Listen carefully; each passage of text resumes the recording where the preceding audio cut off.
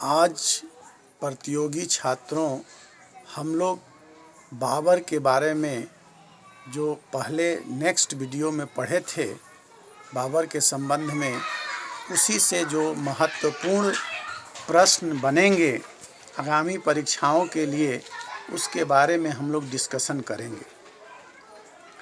तो पहले आइए हम लोग बाबर के बारे में जानेंगे कि मुग़ल वंश का संस्थापक कौन था।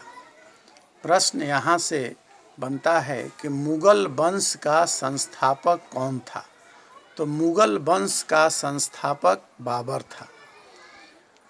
फिर बाबर ने मुग़ल वंश की स्थापना कब किया था। तो बाबर मुग़ल वंश की स्थापना जो है 1526 ईस्वी में किया था। बाबर का जन्म कब हुआ था। तो 14 फरवरी 1483 ईस्वी को हुआ था। बाबर का जन्म कहाँ हुआ था। तो फरगना में हुआ था। बाबर कहाँ का शासक था। तो बाबर फरगना का शासक था। बाबर फरगना का शासक कब बना। तो 1494 ईस्वी में। बाबर कंधार को कब जीता। 1501 ईस्वी में। बाबर काबुल पर विजय कब किया। 1504 ईस्वी में। ऐसे महत्वपूर्ण प्रश्न बनते हैं। बाबर ने पादशाह की उपाधि कब धारण किया। तो 1507 ईस्वी में। पादशाह या बादशाह। इस प्रकार प्रश्न आता है कि मुग़ल वंश का कौन शासक था जो पादशाह की उपाधि धारण किया। तो पादशाह की उपाधि धारण करने वाला शासक बाबर था। और एक प्रश्न और यहाँ से बनता है कि मिर्ज़ा की उपाधि किसने त्याग दिया। तो बाबर ने 1507 ईस्वी में मिर्ज़ा की उपाधि त्याग कर पादशाह या बादशाह की उपाधि धारण किया। प्रश्न बनता है कि बाबर के पिता का नाम क्या था। तो उमर शेख मिर्ज़ा। इसी तरह से एक प्रश्न बनता है कि बाबर के माता का नाम क्या था। कुतलुग निगार खां। इसी तरह से प्रश्न बनता है कि बाबर का भारत पर प्रथम अभियान कब हुआ था। तो 1519 ईस्वी में हुआ था। प्रतियोगी छात्रों, एक बार पुनः दोहरा रहे हैं इसको कि बाबर का भारत पर प्रथम अभियान कब हुआ था। तो 1519 ईस्वी में हुआ था। फिर यहाँ से एक प्रश्न बनता है कि बाबर 1519 ईस्वी में किस पर आक्रमण किया था, किस भाग को जीता था। तो बाजौर और भेरा को जीता था। इसी तरह से जो है फिर प्रश्न बनता है कि 1524 ईस्वी में बाबर ने जो है किसको जीता। तो 1524 ईस्वी में बाबर ने लाहौर को जीता था। बाबर ने एक प्रश्न यहाँ से भी बनता है कि बाबर पंजाब पर अधिकार कब किया। तो पंजाब पर बाबर 1525 ईस्वी में अधिकार किया। एक महत्वपूर्ण प्रश्न बनता है कि पंजाब का सूबेदार दौलत खां लोदी कब आत्मसमर्पण किया। तो 1525 ईस्वी में जो है दौलत खां लोदी ने आत्मसमर्पण किया।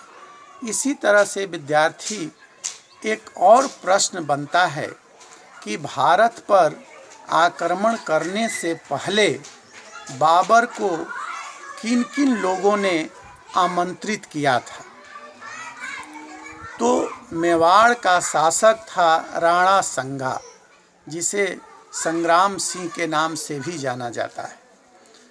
तो राणा संगा ने आमंत्रित किया था बाबर को भारत पर आक्रमण करने के लिए। इसी तरह से फिर कौन और लोग आमंत्रित किए थे। तो इब्राहिम लोदी का चाचा आलम खां था।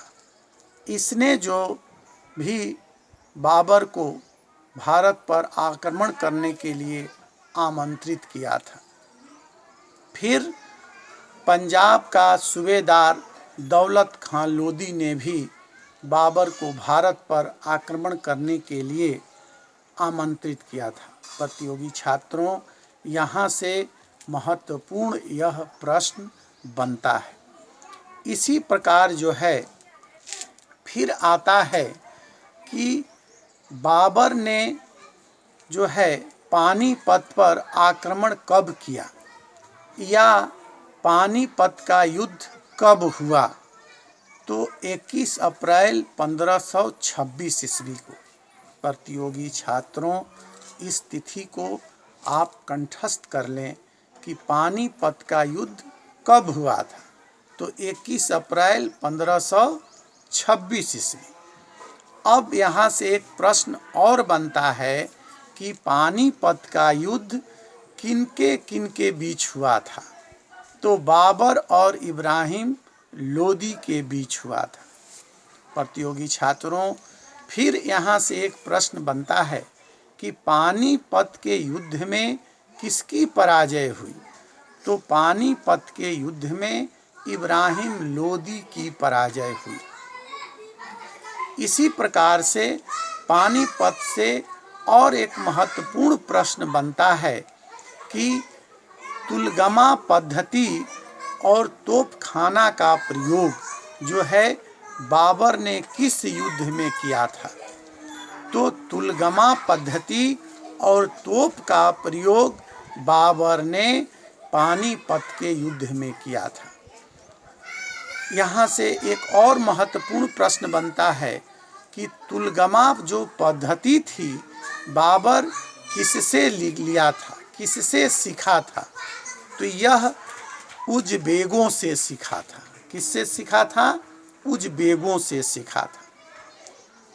इसी तरह से यहाँ से एक और महत्वपूर्ण प्रश्न बनता है कि पानीपत के युद्ध में तोपों का संचालन कौन कर रहा था। तो उस्ताद अली कर रहा था। विद्यार्थियों, प्रतियोगी छात्रों, आपका ध्यान मैं आकृष्ट कर रहा हूँ। यह पूर्व जो परीक्षाएं हुए हैं उसमें कई बार यह पूछा गया है कि बाबर का तोपची कौन था। तो आप याद रखें, उस्ताद अली। पानीपत के युद्ध में तोपों का संचालन उस्ताद अली कर रहा था। इसी तरह से फिर पूछा जाता है कि बंदूकों का संचालन करता या नेतृत्व करता कौन था। तो मुस्तफा था। इसी प्रकार जो है यहाँ से एक और महत्वपूर्ण प्रश्न बनता है कि किस मुगल शासक को उदारता के कारण जो है उसे कलंदर की उपाधि दी गई थी। तो उदारता के कारण जो है उसे कलंदर की उपाधि जो है बाबर को दिया गया था। फिर पुनः यहीं से प्रश्न बनता है कि कलंदर की उपाधि बाबर को किसने दिया था। तो काबुल वासियों ने दिया था। आप इसे कंठस्थ रखेंगे। इसी प्रकार जो है अब प्रश्न बनता है कि खानवा का युद्ध कब लड़ा गया था। तो खानवा का युद्ध जो है 1527 ईस्वी को लड़ा गया था। प्रतियोगी छात्रों, अब प्रश्न बनता है कि यह जो है किस तिथि को लड़ा गया था। तो 17 मार्च 1527 ईस्वी को यह युद्ध हुआ था।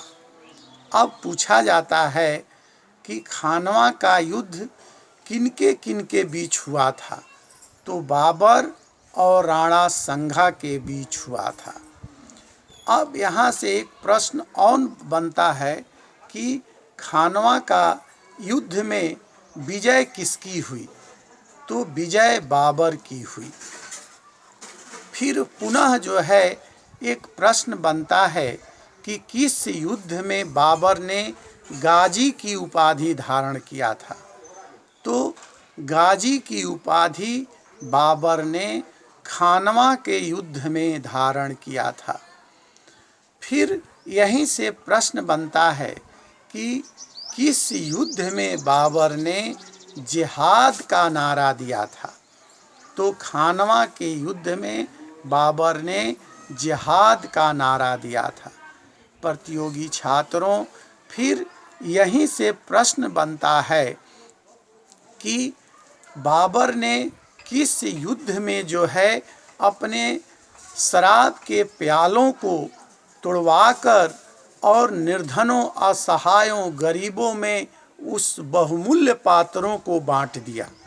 तो खानवा के युद्ध में ही उसने मदिरा का त्याग कर दिया और गरीबों, असहायों और निर्धनों में उस मदिरा के पात्रों को जो है उसने बंटवा दिया। फिर यहीं से प्रश्न बनता है कि राजपूतों के सिरों के या मुंडों का मीनार किस युद्ध में बाबर ने बनवाया था। तो खानवा के युद्ध में बनवाया था। यहीं से प्रतियोगी छात्रों एक प्रश्न पूछा जाता है कि बाबर ने किस युद्ध में तमगा कर को समाप्त कर दिया। तमगा कर, तो खानवा के युद्ध में बाबर ने तमगा कर को समाप्त कर दिया। इसी तरह से प्रतियोगी छात्रों यह पूछा जाता है कि तमगा कर क्या था। तो तमगा कर व्यापारियों से कर लिया जाता था, उसे ही तमगा कहा जाता था। इसी प्रकार अब प्रश्न बनता है कि मेदिनी राय और बाबर के बीच जो है यह युद्ध कब लड़ा गया था। तो 29 जनवरी 1528 ईस्वी को मेदिनी राय और बाबर के बीच युद्ध लड़ा गया था। इस युद्ध को किस नाम से जाना गया। तो चंदेरी का युद्ध। यहाँ से प्रश्न बनता है कि इसी युद्ध में जो है राजपूत स्त्रियों ने जौहर कर ली। तो किस युद्ध में जो है राजपूत स्त्रियों ने जौहर की। तो चंदेरी के युद्ध में राजपूत स्त्रियों ने जौहर की। अब प्रश्न बनता है कि यह युद्ध जीतने के बाद यहाँ का शासन सत्ता बाबर ने किसको सौंपा। तो अहमद शाह को सौंपा और चंदेरी को जो है वहाँ का सिकदार मुल्ला आपाक को बना दिया। तो ऐसे पूछा जाता है कि सिकदार किसको बनाया। तो मुल्ला आपाक को बनाया। और मेदिनी राय की 2 पुत्रियाँ, एक जो है हुमायूं को दे दी गई और एक कामरान को दे दी गई। इसी प्रकार जो है नेक्स्ट प्रश्न बनता है कि घाघरा का युद्ध जो है किसके किसके बीच हुआ। तो बाबर और अफगानों के बीच हुआ। यहाँ प्रश्न बनता है कि घाघरा के युद्ध में जो है विजय किसकी हुई। तो बाबर की विजय हुई। फिर प्रश्न बनता है कि घाघरा के युद्ध की तिथि क्या थी। तो 5 मई 1529 ईस्वी। फिर एक प्रश्न बनता है बहुत महत्वपूर्ण प्रतियोगी छात्रों कि कौन ऐसा युद्ध था जो जल और थल दोनों पर लड़ा गया था। मध्यकाल का कौन ऐसा युद्ध था जो जल और थल दोनों पर लड़ा गया था। तो घाघरा का युद्ध था। और इस युद्ध में अफगानों का पराजय हुआ। इसी तरह से प्रतियोगी छात्रों एक प्रश्न बनता है बहुत ही महत्वपूर्ण कि जो है बाबर की मृत्यु कब हुई। तो 26 दिसंबर 1530 ईस्वी को जो है बाबर की मृत्यु हुई। अब विद्यार्थी एक प्रश्न बनता है कि पहले बाबर को कहाँ दफनाया गया। तो पहले बाबर को आगरा में दफनाया गया। फिर उसके अस्थियों को कहाँ ले जाकर दफनाया गया? तो बाद में उसे काबुल में दफनाया गया। तो यहाँ से बहुत ही महत्वपूर्ण प्रश्न बनता है कि कौन ऐसा मुगल शासक था जिसको पहले आगरा के आराम बाग में दफनाया गया, फिर उसके अस्थियों को ले जाकर काबुल में दफनाया गया। इसी तरह से प्रतियोगी छात्रों, यहाँ से एक और महत्वपूर्ण प्रश्न बनता है कि बाबर ने अपनी आत्मकथा किस भाषा में लिखी थी? तो बाबर ने अपनी आत्मकथा तुजुक-ए बाबरी या बाबरनामा तुर्की भाषा में लिखी थी। प्रतियोगी छात्रों, एक महत्वपूर्ण प्रश्न बनता है कि वाक़ियात-ए बाबरी को और किस नाम से जाना जाता है? तो इसे तुजुक-ए बाबरी भी कहा जाता है और बाबरनामा भी कहा जाता है। यहाँ से एक और महत्वपूर्ण प्रश्न बनता है कि किसके शासनकाल में जो है बाबरनामा का फारसी में अनुवाद हुआ? तो अकबर के शासनकाल में। और एक प्रश्न और यहाँ से महत्वपूर्ण बनता है कि बाबरनामा का फारसी में अनुवाद किसने किया था? तो अब्दुर रहीम खाने खाना ने किया था। इसी तरह से प्रतियोगी छात्रों, एक और महत्वपूर्ण प्रश्न बनता है कि बाबर ने किस पद शैली को डेवलप किया था? तो मुबियान नामक एक पद शैली को डेवलप किया था। इसके बाद जो है हम लोग नेक्स्ट वीडियो में हुमायूं के बारे में, उसके प्रश्न और उत्तर जो आगामी जैसे बीपीएससी का जो महत्वपूर्ण परीक्षा होने वाला है उसके बारे में डिस्कशन करेंगे। प्रतियोगी छात्रों, आपको अगर यह वीडियो अच्छा लगा होगा तो आप चैनल को अवश्य सब्सक्राइब करें।